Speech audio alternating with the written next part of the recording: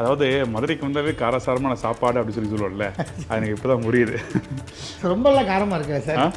அந்த கிரேவியோட பக்கம் பார்த்தீங்கன்னா அந்த சப்பாத்திலேருந்து எடுக்கும்போதே இங்கே பாருங்கள் எப்படி இருக்குது.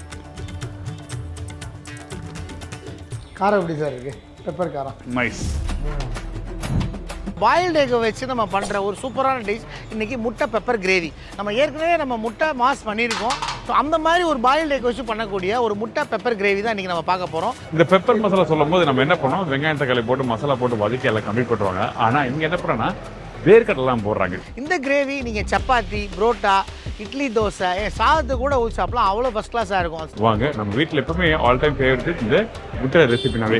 அந்த முட்டையில நீங்கள் மதுரை ஸ்டைலில் பண்ணுற இந்த பெப்பர் மசாலா எப்படி பண்ண சொல்லி பார்க்க போகிறோம். அப்படியே சுட சுட மல்லிப்பூ மாதிரி சாதம் போட்டு இந்த முட்டை கிரேவி அப்படியே முட்டையோடு எடுத்து வச்சு மேலே ஒரு டீஸ்பூன் நல்லெண்ணெய் ஊற்றி சாப்பிட்டீங்கன்னா அப்புறம் என்ன மட்டன் கிரேவி, சிக்கன் கிரேவி, முட்டை கிரேவி தான் ரொம்ப டாப்பாக இருக்கும். என்னைக்கு இந்த ரெசிபி நம்ம சொல்லி தரப்போறாருன்னா நம்ம வேலவன் கேட்டரிங், அதாவது மிஸ்ஸஸ் சரவணன் அவரை மீட் பண்ணி தான் இந்த ரெசிபி பற்றி கேட்டு போகிறோம். ஒரு நல்ல ஒரு யூனிக்கான ரெசிபி உங்க எல்லாருக்கும் ரொம்ப பிடிக்கும். வணக்கம். வணக்கம், குட் மார்னிங் சார். எப்படி இருக்கீங்க? ஃபைன் சார், ரொம்ப நல்லா இருக்கு. நீங்கள் எப்படி இருக்கீங்க சார்? ரொம்ப நல்லா இருக்கேன். காலையில் டக்குன்னு காரசாரமாக என்ன பண்ண போகிறோம் இன்னைக்கா சார்? இன்றைக்கி நம்ம வந்து சப்பாத்திக்கு ஒரு சூப்பரான ஒரு சைட் டிஷ் முட்டை பெப்பர் கிரேவி பண்ணுறோம் சார். ஓகே, முட்டை பெப்பர் கிரேவி. நம்ம முட்டை பெப்பர் கிரேவி ஒரு தொக்குன்னு கூட சொல்லலாம், முட்டை தொக்குன்னு கூட சொல்லலாம். அவ்வளோ ஃபஸ்ட் கிளாஸாக இருக்கும். ஒரு பக்கம் சப்பாத்தி ரெடி ஆகிட்டு இருக்கு சார். நம்ம நீங்கள் அதான் பார்க்க போகிறோம். நம்ம இது எங்களோட கைப்பக்குவத்தில் வேர்க்கெல்லாம் போட்டு பண்ணுறோம். கொஞ்சம் நிறைய ட்விஸ்ட்லாம் இருக்குது சொல்லி சொன்னார். சரி, அப்போ இந்த ரெசிபி தேவையான பொருட்கள் பார்த்தலாமா? பார்க்கலாம் சார், பார்க்கலாம் சார், பார்க்கலாம் சார்.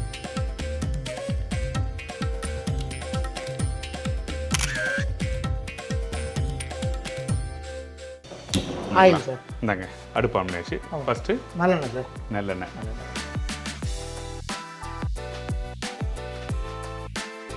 சார் சோம்பு சார்.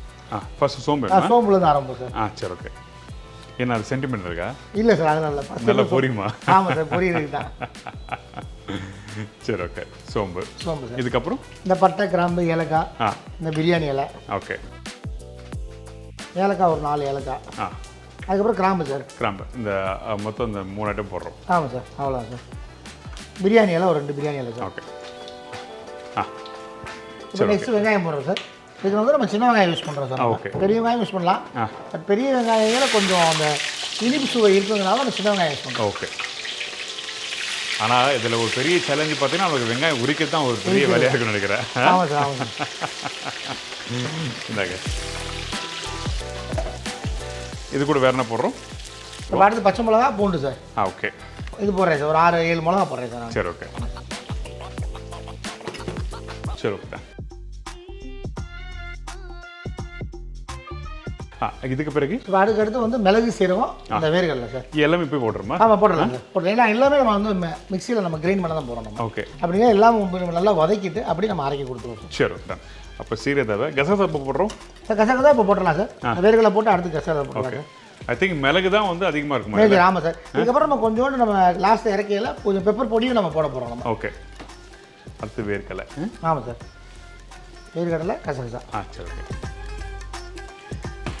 ஸோ நம்ம பெரும்பாலும் பார்த்தீங்கன்னா இந்த இடத்துல வந்து அந்த மசாலா நம்ம அரைச்சி யூஸ் பண்ணும்போது திக்னஸ்க்காக ஒன்று தேங்காய் யூஸ் பண்ணுவோம், இல்லை முந்திரி பருப்பு, இல்லை பொட்டுக்கடலை.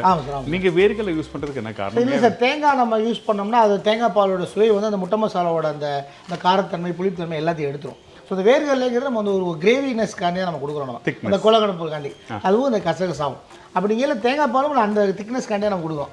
அதுக்கு பதிலாக நம்ம வேர்க்கடலை சேர்க்கலாம். நம்ம தேங்காய் பால் நம்ம சேர்க்கலாம். நம்ம கருவேப்பிலை நம்ம போட்டுட்டு நல்லா வதக்கிட்டு கடைசியில் கசகசாவும் புதினா போட்டுக்கலாம் sir. Okay, done done done.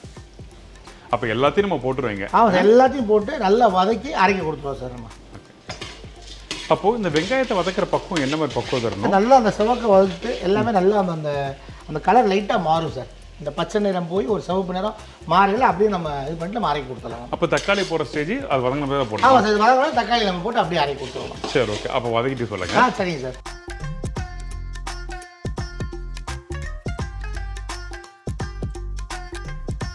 இப்போ நல்லா வந்து வதங்கிடுச்சு சார். நல்லா அந்த பூண்டு, வெங்காயம் எல்லாம் நல்லா சிவக்க வதங்கிடுச்சு. இப்போ நம்ம அடுத்து வந்து கசகசா போட்டுட்டு தக்காளி, புதினா போட்டு நம்ம அரைக்க கொடுத்துடலாம். ஓகே. ஆனால் அந்த வெங்காயம் பூண்டு வந்து வதங்கின பக்கம் எவ்வளோ இருக்கணும்? ஒரு ஹாஃப் டன் தான் போதுமா? 60% சார், 60%. ஏன்னா திரும்ப நம்ம வந்து தாலி போட்டு நம்ம கொதிக்க விட போகிறோம்.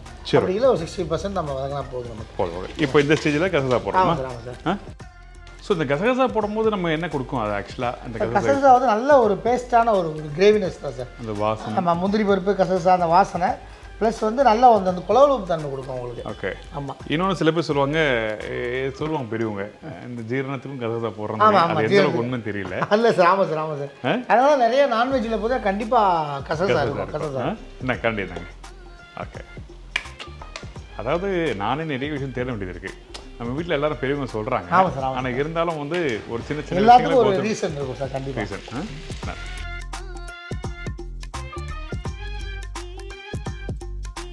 ஓகே. இதுக்கு பிறகு புதினா சார். புதினா. ஓகே, இந்தாங்க.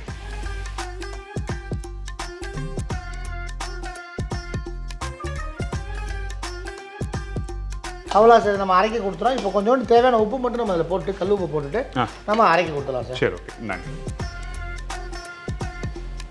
ஸோ இதுலேயே வந்து மிளகாத்தூள் மல்லித்தூள் போடணும் இல்லையா? இல்லை சார், நம்ம திரும்ப தாளிப்பு நம்ம போடுவோம் சார். அப்போ போட்டால் போடுவோம். ஓகே. இது பேஸ்ட் அரைச்சி வந்ததுக்கப்புறம் நம்ம திரும்ப தாளி போடுவோம். சரி, அப்போ வந்து நம்ம அதெல்லாம் போட்டுக்கலாம். Fine fine. சரி, ஓகே. அப்போ நல்லா வதக்கிட்டு நான் அரைக்கிற பக்கம் வந்து நான் காட்டுறேன் சார். சரி.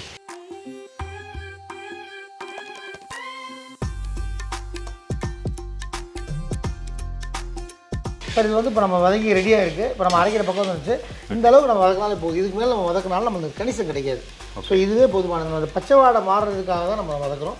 நல்லா பச்சை வாடை மாதிரி கலர்லாம் நல்லா பார்த்தீங்கன்னா பூண்டு அந்த வெங்காயம்லாம் கலர ஆரம்பிச்சிருச்சு. இதுவே போதுமான குவான்டிட்டி அந்த குவான்டிட்டி சார் அது கிடைக்கும். அதனால் இப்போ போதுமானது சார் நமக்கு. சரி, ஓகே. இப்போ அரைக்கும் போது நம்ம நைஸாக அரைச்சிடுமா? நைஸாக அரைச்சிடும். நல்லா பேஸ்ட்டுமே நைஸாக அரைச்சிடும். தண்ணியே ஊற்ற தேவையில்லை. ஏன்னா தக்காளியில் இருக்குது வெங்காயம் இருக்குது தண்ணியே வந்து போதும். அந்த அரைக்கிறதுக்கு தேவையான தண்ணி அதிலே இருக்கும். தண்ணி நம்ம எக்ஸ்ட்ரா அது ஊற்ற தேவைப்பட்டால் ஆமாம். இல்லை ஊற்றினா ரொம்ப லூஸ் ஆகிடும் சார். தேவைப்படாது. தேவைப்பட்டால் கொஞ்சோண்டு சும்மா ஒரு 2 ஸ்பூன் அந்த மாதிரி ஊற்றிக்கலாம். சரி, ஓகே. நீங்கள் சொல்கிறது கரெக்டான விஷயம். ஏங்கிட்டனா அந்த மிளகெல்லாம் போட்டிருக்கோம் பார்த்தீங்களா, அதெல்லாம் நீங்கள் தண்ணி ஊற்றி அரைக்கும் போது வந்து கொஞ்சம் அரைப்படுறதுக்கு ரொம்ப டைம் எடுத்துரும். ஸோ அதனால் நீங்கள் அப்படியே கெட்டியாக அரைச்சிக்கலாம்.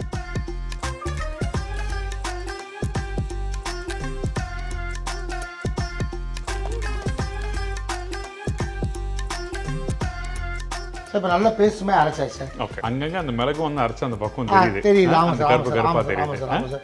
நல்லா பேஸ்ட் அரைச்சாச்சு. ஓகே. திரும்ப நம்ம நல்லெண்ணெய் ஊற்றிருக்கோம். இதில் வந்து நம்ம சும்மா சோம்பு கருவேப்பிலை மட்டும் போட்டு இது நல்ல பேஸ்ட்டை போட்டு நல்லா கொதிக்க விடுறோம் சார். சோம்பு நல்லெண்ணெய் ஊற்றி வச்சுருக்கோம் ஆல்ரெடி. ஆமாம் சார், ஆமாம் சார். ஓகே.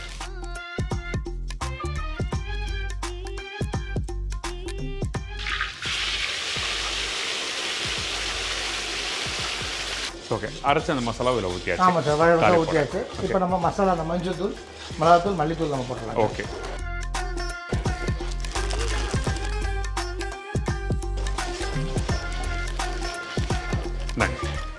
ஃபஸ்ட்டு மஞ்சள் தூள் போடுறோம். சரி, ஓகே. இதுக்கப்புறம் சும்மா ஒரு 1/2 டீஸ்பூன் டேபிள் ஸ்பூன் தான். ஓகே. மிளகாத்தூள் தேவை. மிளகாத்தூள் கடைசியாக தேவைப்பட்ட பிளாக் பெப்பர் போட்டு நம்ம யூஸ் பண்ணுவோம். அந்த காரத்தை பார்த்து நம்ம போட்டுக்கலாம். ஓகே. இதில் வந்து கரம் மசாலா போட்டு கறி மசாலா போட்டுலாம் தேவையில்லை சார். இந்த மசாலா போதுமானது. வேணும்னா நம்ம கரம் மசாலா வேணால் ஒரு டேபிள் ஸ்பூன் சேர்த்துக்கலாம் தேவைப்பட்டா. அவ்வளோ அது நல்லா அந்த மசாலா வந்து பச்சை வாடை போய் நல்லா கொதிச்சு வந்ததுக்கப்புறம் அப்படியே நம்ம வந்து முட்டையை 2 கீறி உள்ளே போட்டுக்கலாம். உள்ளே போட்டு கடைசியாக பெப்பர் பண்ணணும். அவ்வளோ. சரி, ஓகே. அப்போ எனக்கு நல்லா திருப்பி குக் பண்ணுங்க. ஒரு சிம்பிளான விஷயம் தான். சின்ன சின்ன கை மாற்றங்கள் கை பக்குவத்தில் கொடுக்குறது தான். நீங்கள் கரெக்டாக புரிஞ்சுட்டு வீட்டில் பண்ணுங்கள், ரொம்ப நல்லா வரும். ஓகே. எனக்கு இது வெந்த பிறகு காட்டுங்க. காட்டுறேன். சரி, ஓகே.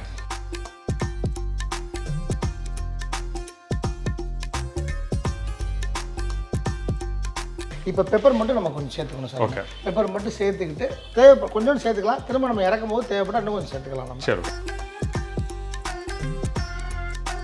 இந்த மிளகுத்தூளை போட்ட பிறகு வந்து நம்ம திருப்பி குக் பண்ணணுமா இல்லை முட்டை போடலாம்? இல்லை, அவ்வளோ சார். நம்ம வேக்காடில் ஆனதுக்கு தான் பெப்பர் போட்டுருக்கோம் நம்ம. அவ்வளோ ஆல்மோஸ்ட் டேஸ்ட் நல்லா பச்சை வாடெலாம் போய் நல்லா ஆயிடுச்சு. இப்போ நம்ம முட்டையை அப்படியே நம்ம கீறி வச்சுருக்கோம். முட்டையை வந்து ரொம்ப இல்லாமல் மஞ்சக்கரு தெரியாத அளவுக்கு ஒரு 2 கீரல், இந்த பக்கம் ஒரு கீரல் அந்த பக்கம் ஒரு கீரல், 2 கீரல் மட்டும் கேட்டு அப்படியே நம்ம உள்ளே போட்டலாம். சரி, ஓகே.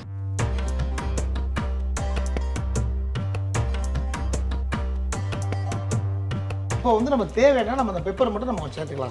கொஞ்சம் லைட்டாக தேவைப்பட்டால் அவங்களுக்கு காரம் கொஞ்சம் பத்தலைன்னு ஃபீல் பண்ணாங்கன்னா கொஞ்சம் பெப்பர் சேர்த்துக்கலாம் சார். அதாவது இது சும்மா போட்டு காமிக்கிறோம், உங்களுக்கு தேவைன்னா நீங்கள் யூஸ் பண்ணிக்கலாம். ஆமாம் சார். ஓகே. அதுக்கப்புறம் வந்து மல்லித்தலை சார் நம்ம நறுக்கி வச்சுருக்கோம். கடைசி கிளைமேக்ஸில் மல்லி மட்டும் போட்டுட்டு அப்படியே நம்ம ஒரு பெரட்டு முட்டையை நல்லா பெரட்டிட்டு சார். ஓகே. அப்படியே எடுத்துடலாம் சார்.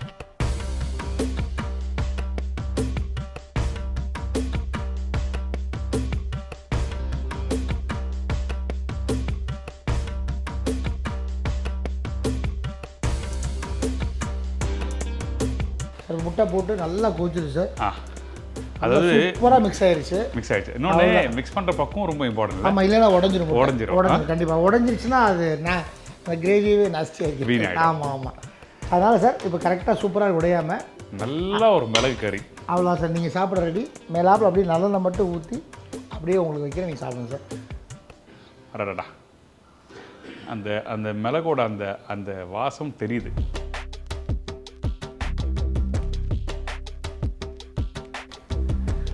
அடடா,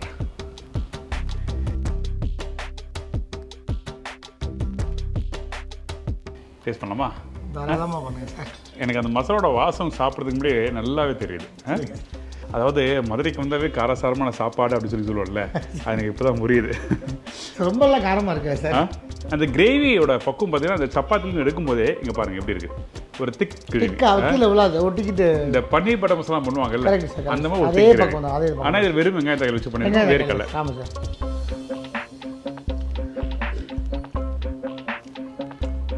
ரொம்ப காரம் எப்படி சார் இருக்குது? பெப்பர் காரம் நைஸ்.